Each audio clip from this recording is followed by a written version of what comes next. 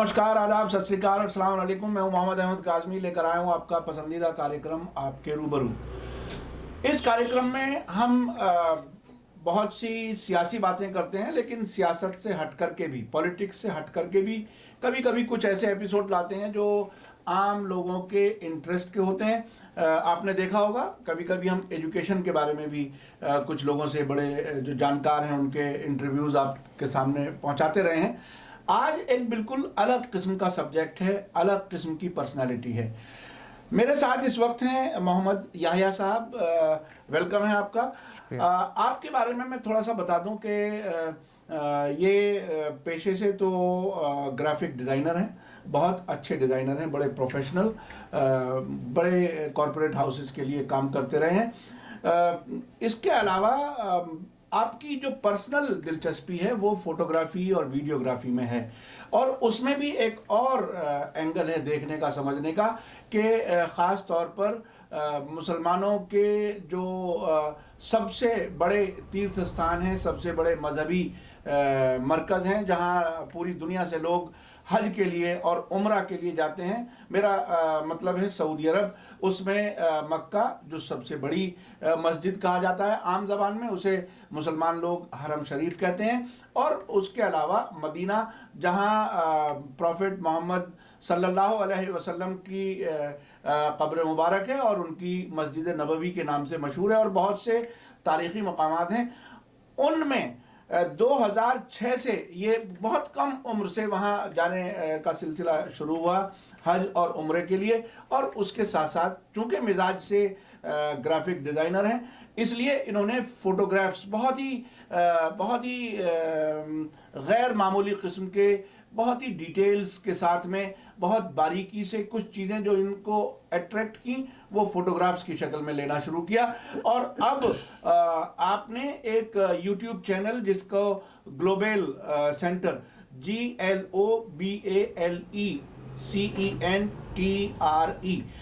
ये यूट्यूब पर आपका चैनल है। उसमें बहुत ही इंटरेस्टिंग वीडियोस हैं। आप अगर उन्हें देखेंगे तो मैं समझता हूँ जो मुस्लिम्स हैं वो तो मज़हब और धर्म के लिहाज से भी, लेकिन दूसरे लोगों की नज़र में भी वो बहुत ही इम्पॉर्टेंट किस्म की वीडियोस हैं, वो आप जा कर के देखें। तो मोहम्मद याहिया साहब, आपसे सवाल ये है कि आपको इतनी कम उम्र से, मैं 2006 में आपकी कितनी उम्र रही होगी आप खुद बताएंगे, उस वक्त से जो आपने इंटरेस्ट लेना शुरू किया, बताना शुरू किया लोगों के सामने। मुझे याद है इस्लामिक सेंटर ने भी आपकी वो एग्जीबिशन, फोटोग्राफ्स की एग्जीबिशन लगाई थी, वो लोगों ने बहुत पसंद की थी। तो ये इंटरेस्ट कहाँ से शुरू हुआ और क्या आप कहना चाहते हैं अपने इस काम से? देखिए, सबसे पहली बात तो ये कि 1987 में मेरा पहली बार वहाँ जाना हुआ, मुझे अल्लाह ने बुलाया। तो जब से लेके आज तक अल्लाह ने कई बार वहाँ के मनाजिर दिखाए। तो फ़ोटोग्राफ़ी का क्योंकि बचपन से शौक़ था और ये एक अच्छा टॉपिक था, मेरे इंटरेस्ट का टॉपिक था, तो मैंने इसकी हर गोशे को, हर कोने को शूट करना शुरू किया अपने लिए। अभी तक मैं ऑफ़लाइन काम कर रहा था, फ़ोटोशूट वगैरह चलता था, उसकी एग्जीबिशंस भी लगी जैसे सर ने बताया। तो उसके बाद कुछ मेरे पास जो वीडियोस का एक पूरा कलेक्शन है, उसके लिए मैंने सोचा कि क्या ज़रिया ऐसा हो सकता है कि मैं लोगों को दिखाऊं। तो मुझे समझ में आया कि हाँ, एक चैनल बनना चाहिए, और मैंने एक चैनल बनाया, उसका नाम ग्लोबल सेंटर रखा। ग्लोबल सेंटर इसलिए रखा क्योंकि जो काबा है वो ग्लोब का सेंटर है, तो मुझे उससे ही मुमासलत का कुछ नाम ऐसा चाहिए था कि वो एक अच्छा नाम नज़र आए। तो मैंने ग्लोबल सेंटर इसका नाम रखा और उस पर मैंने वीडियोस शुरू करी, और मुझे काफ़ी इन वीडियोस में क्या खास चीज़ें दिखाई गई हैं वो ज़रा बताइए। देखिए, क्या चीज़ें आपने वीडियोस, चीज़ों को ज़्यादा फोकस किया? जी मैं वही बता रहा हूँ। वीडियोस अलग अलग थीम पर हैं। कुछ रूहानी वीडियोस हैं, कुछ वहाँ के गिरदो नवा की वीडियोस हैं, कुछ मेनली ये वीडियोस हैं कि किसी वक्त हरम शरीफ की जो बिल्डिंग थी, जो आज से 5 साल पहले थी, उसकी क्या शक्ल थी, क्या गुंजाइश थी, क्या फैसिलिटीज़ थी, जो आज जिसमें ज़मीन आसमान का फ़र्क आ चुका है। जो लोग गए हुए हैं वो जानते हैं, जो नहीं गए वो इंस्पायर होंगे, वो देखेंगे, उनको एक नॉलेज, एक एकेडमिक वर्क पे मैंने कोशिश की है करने की, एकेडमिक वर्क कोशिश की है।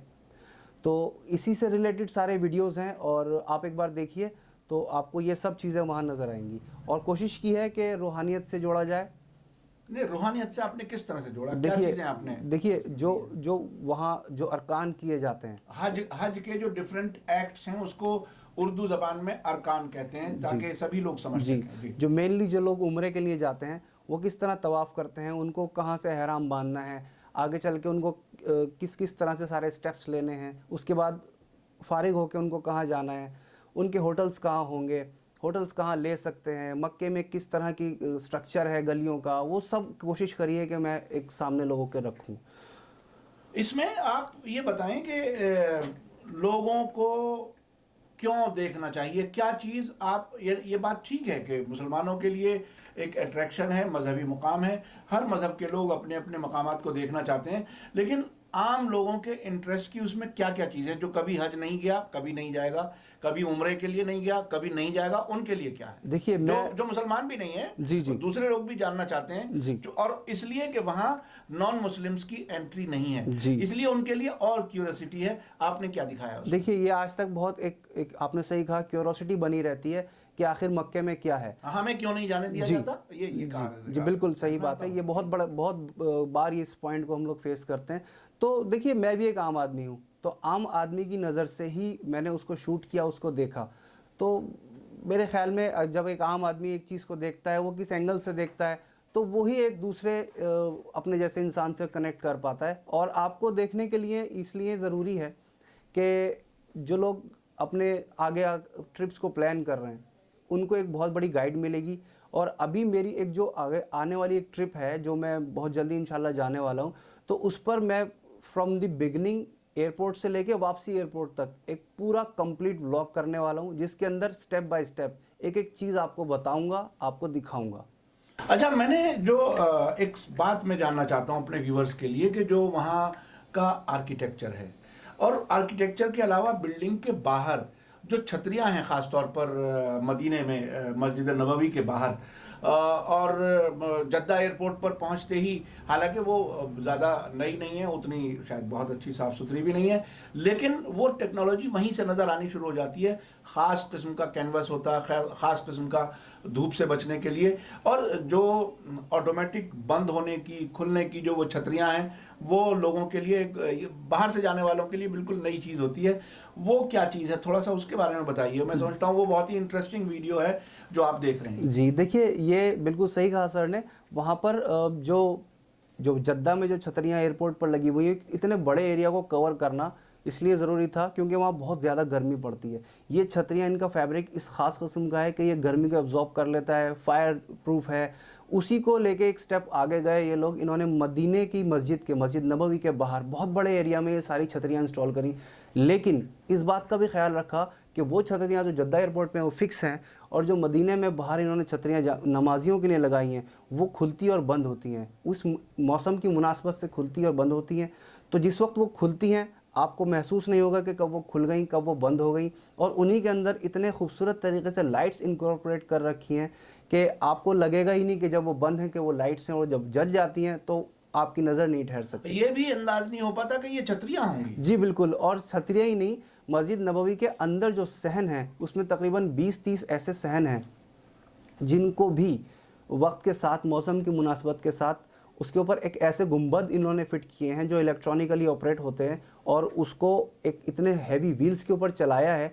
जब वो इनको खोलना होता है, जब शाम हो जाती है, वो गुंबद सरक के खुल जाते हैं, और ये सब कुछ इतना प्रिसाइजली हो जाता है कि आपको पता भी नहीं चलता। ये वो सब आप इस मेरे चैनल पर अच्छा, आम तौर पर एक परसेप्शन है जो हिस्टोरिकल या पुरानी बिल्डिंग्स हैं, जाहिर है उसमें टेक्नोलॉजी, उतनी मॉडर्न टेक्नोलॉजी नज़र नहीं आती, लेकिन वहाँ आउटर लुक वही पुराना, उसी स्टाइल से जो इस्लामिक आर्किटेक्चर जिसमें आर्चेज होती हैं, गुंबद होते हैं, उसको भी मेंटेन रखा है, और मॉडर्न टेक्नोलॉजी भी उसमें इनकॉर्पोरेट की है। ये बहुत दिलचस्प है।